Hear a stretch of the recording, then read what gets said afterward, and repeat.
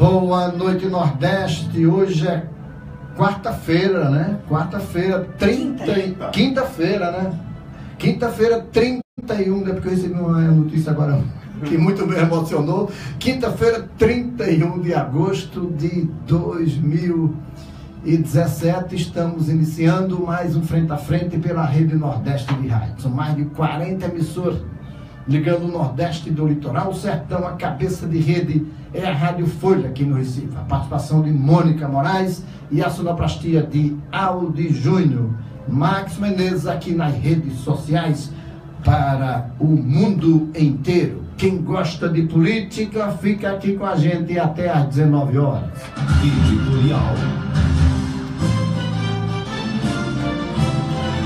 Minha gente, ontem eu noticiei com exclusividade que o senador Fernando Bezerra Coelho, mal acomodado no PSB, insatisfeito, em dias de despedida no partido, acertou o seu ingresso no PMDB.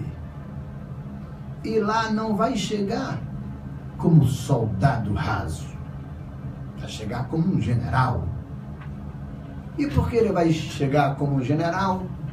O deputado Jarbas Vasconcelos, que tem o controle do partido aqui em Pernambuco, se contrariou. Foi hoje a uma emissora de rádio aqui no Recife e disse que eu tinha noticiado uma perua, que é uma notícia falsa. Eu postei no meu blog a minha resposta dizendo o seguinte: o fato concreto, Fernando Bezerra Coelho já acertou o seu ingresso no PMDB com o aval do senador Eunício Oliveira, que me confirmou, e com Romero Jucá, presidente do partido. O fato é que está consolidado. Jarbas tinha algumas restrições. Ontem se encontrou com o Romero Jucá, cedeu e agora já está com o discurso de que estarão unidos e que Fernando Bezerra Coelho vem para somar.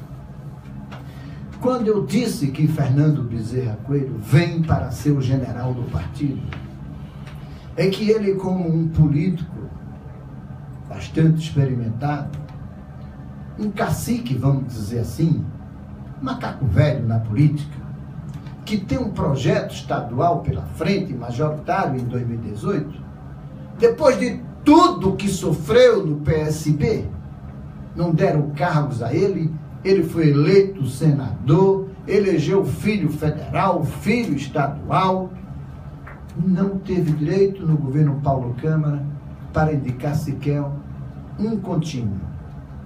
Foi tratado a pão e água. Comeu o pão que diabo amassou no governo Paulo Câmara. E agora ele faz esse gol de placa, saindo do PSB para o PMDB, porque tem um projeto majoritário que pode ser ele, o candidato a senador, ou o filho dele, Fernando Filho, ministro. E você acha, minha gente, com toda sinceridade, que um político como Fernando Bezerra Coelho, que tem um projeto majoritário, pode prescindir da condição hegemônica do partido? Ele pode abrir mão do controle do partido? Evidentemente que não. Essa coisa vai ser negociada, ele pode até não ser o presidente estadual do partido, mas alguém dele vai ser. E a composição do diretório vai ser hegemônica para Fernando Bezerra Coelho, porque ele agora vai ter um partido para ele chamar de meu. PSB ele não fazia isso.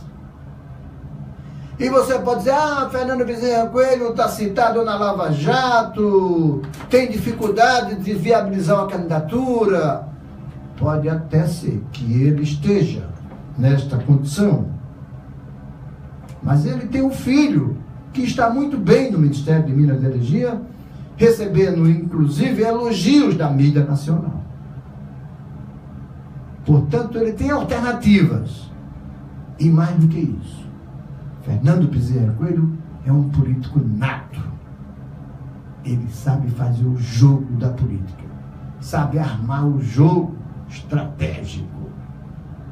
E a esta altura do campeonato, depois de todas essas articulações, certamente ele vai chegar no PMDB com o tapete vermelho estendido para ele. Vai chegar como um rei, não vai chegar, como eu disse, como um soldado comum. Jabas disse que vai continuar mandando no partido, que não muda nada. Não muda nada, minha gente, porque Jabas está ferido. Ferido do golpe, ferido da rasteira, ferido de tudo que sofreu, porque ele não esperava um dia perder o controle do partido para o PMDB, para o senador Fernando Bezerra Coelho. E Jabas, aliás, diga-se de passagem, já era para ter saído há muito tempo desse PMDB, porque ele não tem relação com a direção nacional, não tem relação com o Eunício Oliveira, não tem relação com o Renan, não tem relação com o Jucá. A relação que ele tinha era com o Temer, e depois que ele pediu a cabeça do Temer para o Supremo apurar, ele também fechou a última janela que ele tinha no PMDB. PMDB em Pernambuco pode até continuar com o brilho e o prestígio do Jabas, mas o mandatário chama-se FBC, Fernando Bezerra Coelho.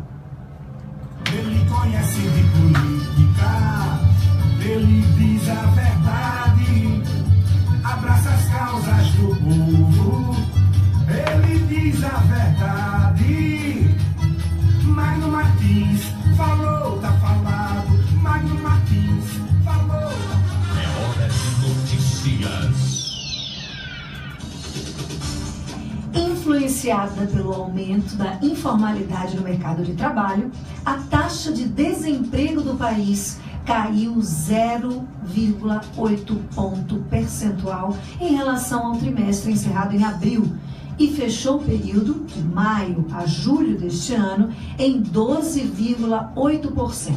Os dados fazem parte da pesquisa nacional por amostra de domicílios contínua, divulgados hoje pelo Instituto Brasileiro de Geografia e Estatística, que indica ainda que o país tem 13,3 milhões de desempregados.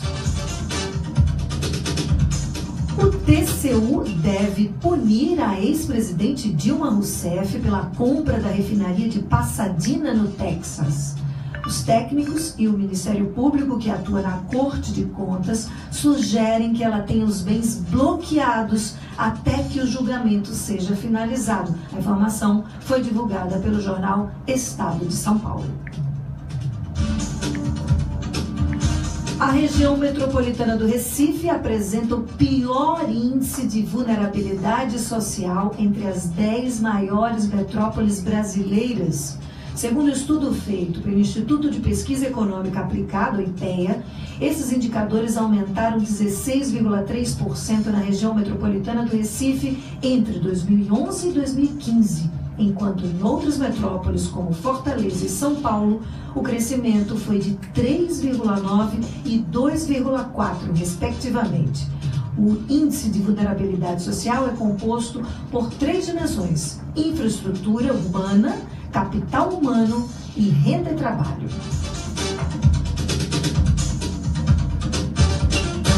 O Supremo Tribunal Federal deixou para o próximo dia 20 de setembro a continuidade de um julgamento que vai definir como devem ser dadas as aulas de ensino religioso nas escolas públicas.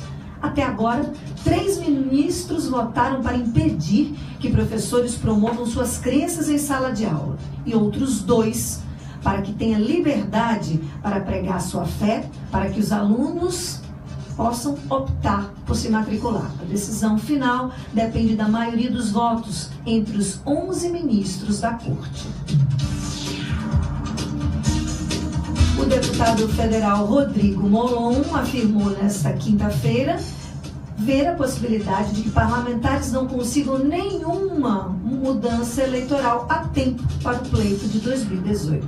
Segundo o deputado, integrante da Comissão da Reforma Política na Câmara, o problema é que vários grupos que condicionam a votação em itens não consensuais, como a questão da coligação proporcional e a cláusula de barreira, a temas como os mais polêmicos, como o financiamento de campanha e o sistema de votação.